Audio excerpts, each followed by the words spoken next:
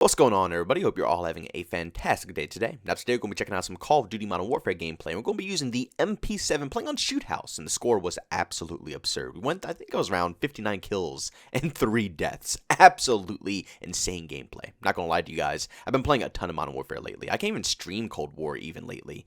I don't know why. I used to be able to stream Cold War every single day, but I'm going to be honest, I've been a little guilty here. I've been playing Modern Warfare and Warzone a lot more often, and it just feels really good. Between the movement, the gunplay, I just feel like the overall engine is what really makes the game stand out. But with that being said, we have some pretty depressing news when it comes to next Call of Duty game. Now, we've already discussed this leak a little while ago, but the leaks weren't very official, or the rumors weren't very official, But when Charlie Intel, one of the biggest, Call of Duty news channels out there, who play it very safe as well. That's why whenever they post something, I typically believe what Charlie Intel says because, like I said, they play it very safe. They wouldn't do things to, piss off Activision or anything of that sort. So when they release something like this, I kind of believe it a little bit more. And also at the same time, they pinned it to their account. And if you guys don't know what that means, basically, over on Twitter, if you guys haven't followed me there already, I highly suggest doing so. I tweet there all the time, make some fire posts. I'm not going to lie to you guys. Link to that is down in the description. But over on Twitter, if you go to your account, you can pick any tweet that you put out and pin it to the very top of the account. So whenever someone comes to look you up or see what you're talking about, that's the very first tweet that they see on your account, which is some pretty big details. And as you see here from Charlie Intel, they say, rumor, Call of Duty 2021 will be Call of Duty World War II Vanguard. And like I said, pinned to the very top of their tweets here. And also on top of all of this, like I said a little bit earlier with Call of Duty Modern Warfare, how, I love this game so much currently because of the engine. It just feels very smooth. It's great for PC players.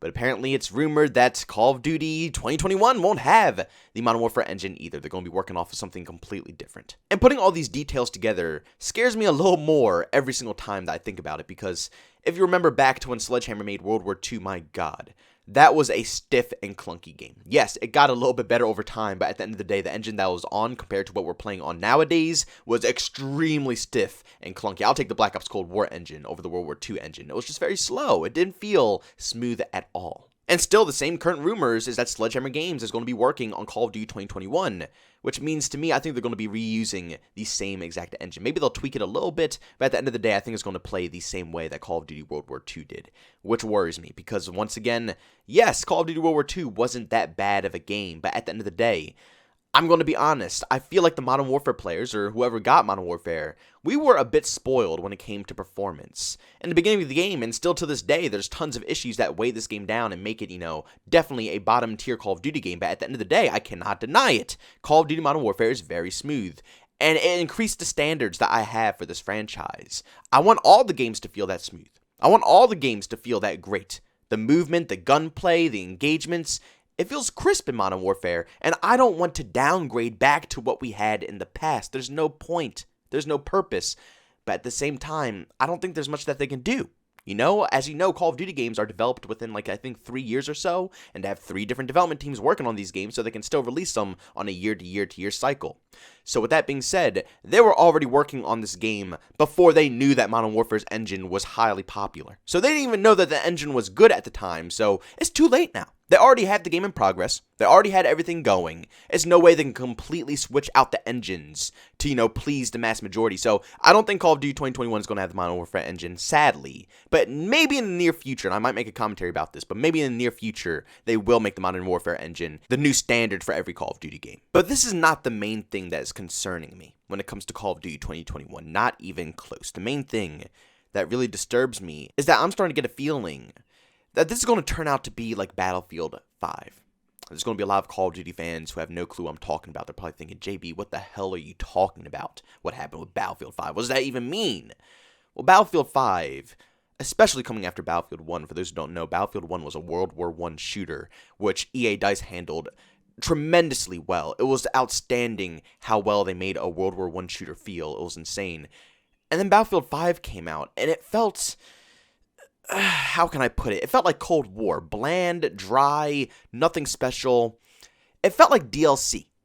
It felt like DLC content that should have been like a $20 add-on to Battlefield 1. Like, oh, get the World War II expansion pack for $20 extra on Battlefield 1, and you can play a few maps and get all these and blah, this, that, blah, blah. You get the whole point. As a World War II shooter, it did not feel complete. Now here we go, coming over to Call of Duty 2021, and with the title that they chose, to me personally, it seems like we're going into the same exact situation where they're going to try to pinpoint something very specific instead of just covering the whole war. Now, I can be completely wrong because, as I said before, these are just rumors. We have no clue what the game is about, but that's what they did with Call of Duty World War II. I don't even know, was it a true story? I don't know if it was a true story. It might have been, like, close to a true story, or, like, semi-close or something of that sort, but they don't really care too much about the history of World War II, and it kind of sucks because we haven't had a legitimate World War II shooter, from the Call of Duty franchise at least, in ages. The last World War II shooter that really popped off was World at War, and if you think about it, after World at War, there was no other World War II shooters. Let's actually count up. It was Call of Duty 4, then World at War. Then after World at War, that's when everything changed. We got Modern Warfare 2, then we got Black Ops 1. Modern Warfare 3, Black Ops 2. Call of Duty Ghost, Black Ops 3, I'm sorry, Advanced Warfare, my bad, Jesus Christ. Then Black Ops 3, then Infinite Warfare, then Call of Duty World War II. So it's about 9 games that we did not get a World War II experience.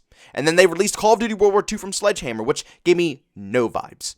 I did not feel a single bit compared to World at War, which I really thought was going to be something good. You know, we waited 9 years for an actual World War II shooter to come back out. I thought it was going to really live up to the expectations from the past, from one of the best Call of Duty games ever made, World at War. But it didn't. It was a massive flop in my personal opinion. And here we go again, Call of Duty 2021, and they're going to do the same thing? Is Sledgehammer capable of making a World War II shooter? Do they know what they're doing, or are they going to do the same exact thing?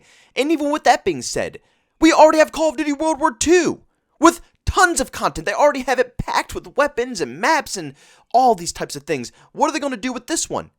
They gave no time in between each of the games. They're literally going to release another World War II shooter instantly in the blink of an eye. This is going to be the same content. Is it going to be anything new? Is there going to be anything interesting in multiplayer? Anything that's going to be intriguing to the audience? To be honest with you guys, I feel like World War II should have been held off a little bit longer. You know, I have nothing against World War II shooters. In my personal opinion, there are some of my favorites. Like World at War is in my top 3. I love World War II shooters. That's what Call of Duty started off of. That's how it originated. Call of Duty 1 through 3. World War II is great. But when it comes to how you handle content and how far you can go until you start, breaking the gap of realism in history, it gets a bit difficult, especially if you place the same games back to back to back to back. And with how the community expects content now, with how the community has evolved in the Call of Duty franchise, we want a lot of stuff now. We want everything. We want all the weapons. We want all the maps. We want all the content. So my question is, how are they going to one-up all the content they had in World War II? Call of Duty World War II, even though I hate the World War II vibes in the game, I can't deny it. It has so many weapons, I can't even count. It is absurd how much content is in that game. It's amazing. It's absolutely amazing. But how are you going to top that? I'm not going to be mad if they, top that. I'm not going to be mad at all. I would love to see that many weapons come into another World War II shooter. And then, of course, that'll be added into Warzone, which would be amazing. But how are they going to come up with new ideas for World War II? At the end of the day, I feel like my biggest concern is that this is just going to feel like DLC for Call of Duty World War II. This isn't going to feel like a unique, original game with its own twist and own take. It's just going to be DLC. What are they going to do? Are they just going to bring back all the weapons they already brought into Call of Duty World War II and then add a few extra? Like I said, it's going to feel like DLC.